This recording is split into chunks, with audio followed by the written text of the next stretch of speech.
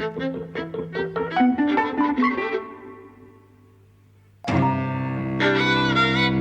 everybody, and welcome to Eavesdropping at the Movies. I'm José. I'm Mike.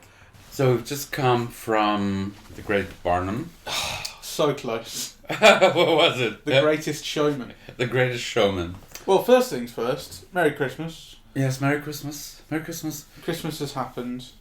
And we were desperate for something to see in the There's cinema. been a light snowfall and now we've seen The Greatest Showman. Obviously, spoilers ahead. Yes. If a film like this can be spoiled.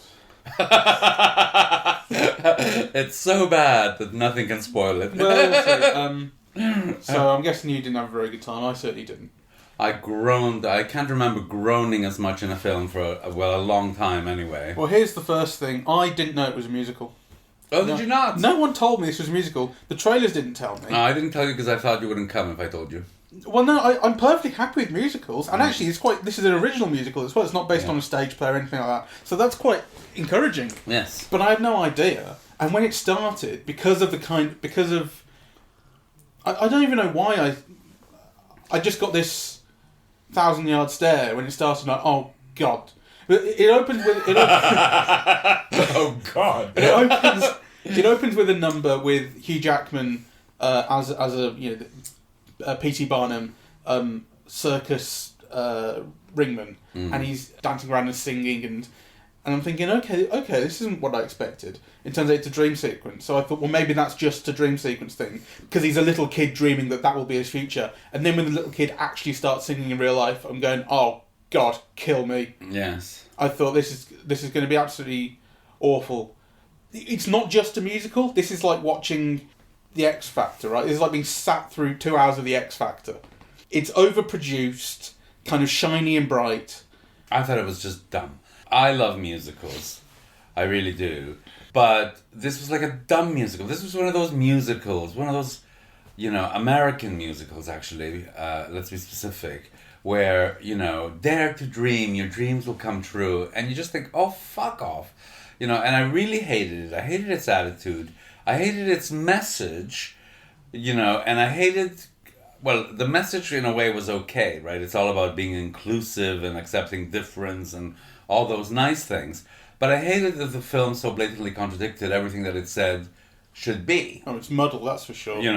So, and I hated the songs, and I hated the dancing, and I just felt like smacking everyone, really. I didn't even recognize Michelle Williams. And why does she take a part like this anyway? It's so sappy and stupid. The film has, signifiers of things without actually doing the things themselves, without building up things properly. So you'll have, we're doing a Believe in Yourself song. And you can tell from the chords and from the people who are singing it, we're going to do a Believe in Yourself song. Now you have to believe in yourself. And now we're going to do a I Love You Despite Everything Else song. And now I'm going to do a, whatever it is. What did I write down here? A Love Transcends Stuff song. You romantic, you. Or like a Believe in Your Dream song. And you can tell it's like there are so many scenes that feel incomplete. Like the film doesn't really put in the work, and it just jumps into scenes almost halfway through. And the scene will almost be at its climax already when you join it, and you're going, there's half a scene you've missed out here to get me to this point. It jumps around. I hated the whole thing. I mean, I hated the beginning because, it was just like a pop video, which starts off with Barnum as an adult, takes him back to childhood, shows him becoming an adult, meeting the love of his life, blah, blah, blah, all in 3 minutes, right? And takes you back to the present, right? Yeah, I think it's a little bit longer than that, but it's done in one extended song. It's done in one extended song. Yeah. It was just I hated it.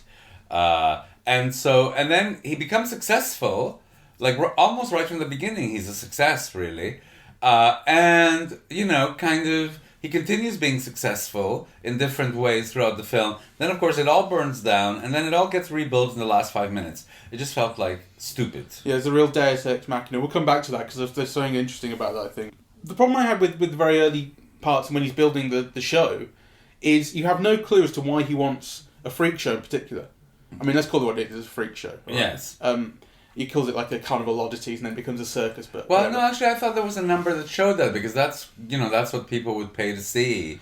Well, no, like the girl explains it's like unicorns and mermaids and that he already has. No. I'm talking about before that because he already has his show, which is creepy animals and it's all dead stuff. And then the girl says, "No, you want living people. That's what we need." But before that, like he's going to get his loan to build it, and he basically had 2 moments of inspiration, or what could pass for moments of inspiration, which is where when he's a young lad on the street, a young child with sort of facial disfigurements is kind to him. Yes. And then just before he goes into the bank manager to get a loan, he sees the short fella. Yeah. Which is unlike that can't be an element of inspiration because he's already going to get his loan. Because then the next moment he walks into the bank manager and he says, "People will pay to see this stuff." So like. I thought like there would be something about this is why he wants to do this in particular. Like he has some insight into what people want, or he has some interest in the lives of these people. But no, it's just the film just you just get he just wants to do this in particular. There's no particular reason why you think. Anyway, that comes from out of nowhere. What I really hated about the film is that I thought it was misconceptualized from the beginning. Like you can't have the greatest showman on earth who's a con man and a hustler and. Who cheats people and who exaggerates so much it's a lie, and then make him a sap, like a sentimental sap. Like it just kind of the character doesn't make sense. So kind of, I just hated it really. Yeah, like the fact that he runs that show, and he is a con man, and he's like swindling people out of loans and things like this. His old company goes under because they had 12 ships in the South China Sea that sank, and he pretends that they didn't sink, and he takes the deed and uses that as collateral. Yeah, so but they're not even his ships. They're not even his ships. So they're not his ships, and they don't exist. Yes. And so he cons the bank out of some money so he can set up his show. You think someone who would do that, which I think is like a perfectly interesting sort of character. Yeah, it's interesting. Should be more cynical about everything else. Exactly. But he also, at the same time, he doesn't like believe in like all these people that he employs. Yeah. He just but then there's also no exploration of like the idea that he is exploiting them. There's nothing about that. Like they're all a happy family. Well, but they're not even that. Like the film has no interest in them really, not in that respect. Like whether they're a happy family or whether he's exploiting them or whether he loves them really or whether like there's like he believes in them as humans. There's nothing about that. They just kind of are there. There is something about that in the sense that they say it, but actually you don't see it and you don't feel it, right? So it's just told. Yeah, it's like basically his freak show is just a thing that he does. It's not like the thing that brings him meaning or or gives you any idea as to who he is. No. It's just something that is associated with his character, which is weird considering it's the structure of the film. Yeah.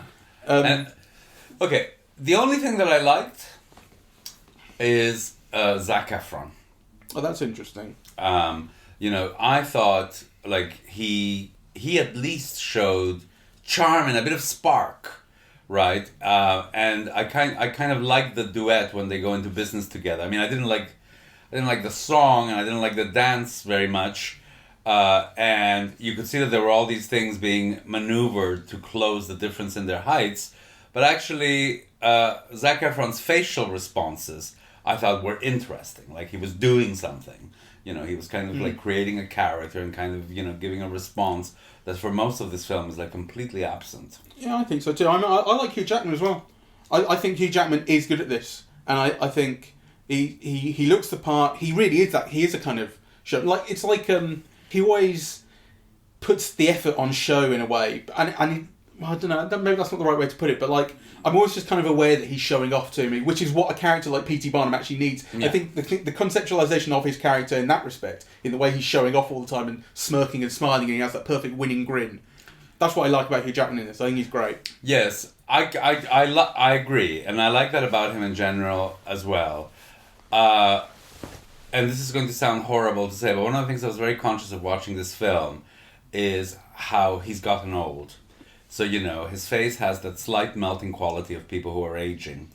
And I do think that this film needs somebody younger, needs somebody like 20 years younger than Hugh Jackman is at the moment. I think in a way, he's perfectly cast in terms of his character, but I think kind of, to me, physically, he's not.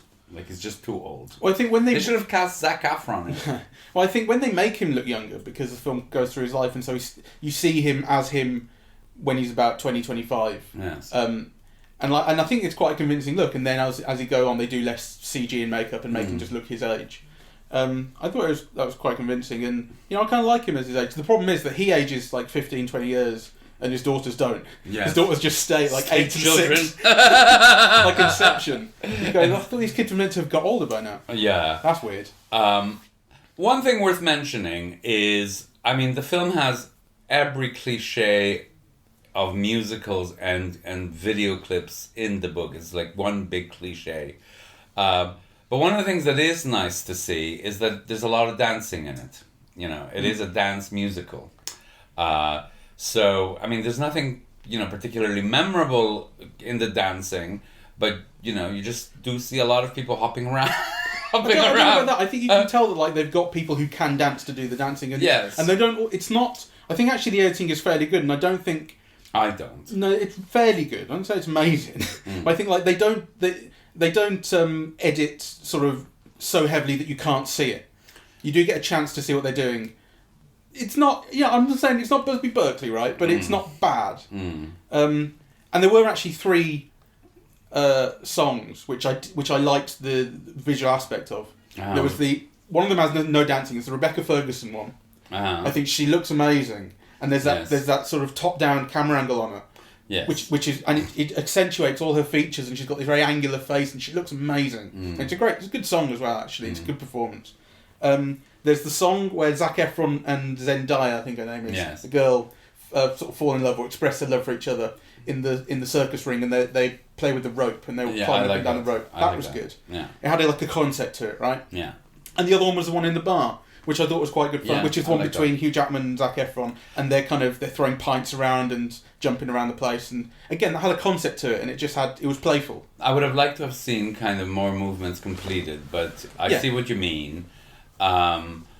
So I would have liked to have seen more of the dancing, actually, and also I just would have liked better songs. I really don't like any of the songs. Right, the songs aren't very good. Yeah. Anyway. But I don't think it's not devoid of creativity or interest visually. I think there is actually. I could watch that bar scene again. Yeah. Yeah. I couldn't see the whole film again. It'd be a struggle, but I could watch moments of it again. I thought it was torture. I really did. Mean, look, I had a bad time, right? Don't get me wrong. The whole time, sitting there thinking, I've been forced to watch ITV against my will. Like, that's only supposed to happen on Christmas Day when I see my parents. I can't stand the X Factor. I can't stand Britain's Got Talent, and this is it's really aimed, I think, at people like that who are just like, you can do anything. Like, anyone can go and sing a song, and I could sing a song, and I could totally be one of these people, and it's all like overproduced, poppy. I think what bothered me most is just, that it's a kind of propaganda for dumbness. Like, there's no other way for it. Like kind of the Busby Berkeley films, they had wit. Yeah, that's what I said. And they were street smart. That's what ITV is. Yeah, well, propaganda for dumbness. It's not a bad slogan. There are some interesting things. The place burns down. There's a fight in this house, and the place burns to ground. And they're like, "Oh, I'm stretched on my loans. I can't get a loan from anyone else."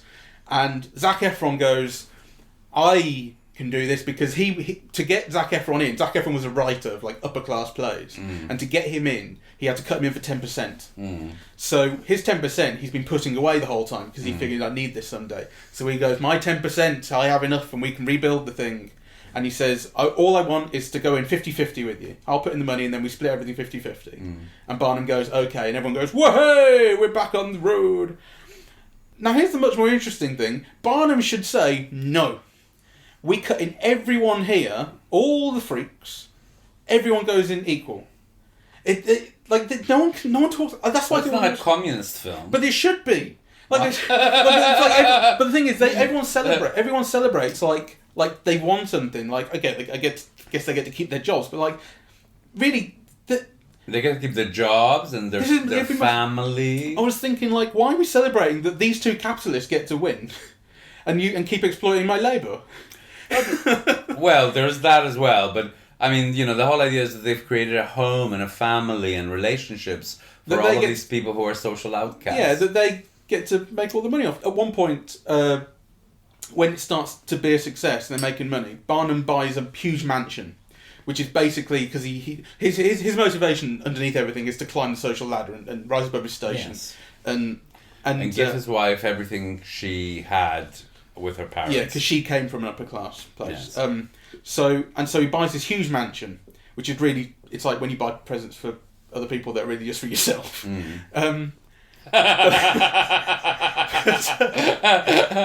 But I thought, like, he buys this huge place and it's too big for them.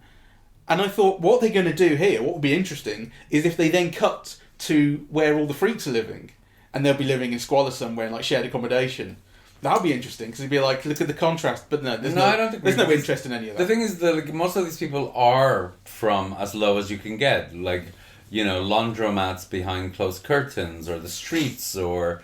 You know, so actually, I kind of that right, but there's still a conflict. That aspect didn't bother me. What did bother me was the film claiming, you know, that it was for the acceptance of all kinds of difference. So the circus is made up of all of these people who are all different. Some have beards, some, you know, have tattoos, some are tall, some are tiny, right? And the whole impetus of the film is, you know, these people are human and they're just like us and they're equal to us. But of course, the film doesn't make them equal. The star is Hugh Jackman and then Zac Efron and then Michelle Williams. So actually you have, you know, 2 white men at the top and then like 2 white women and then the circus freaks are just like wallpaper. Capitalist pig dogs, this is what I'm saying. Revolution, comrade. And here's the other one.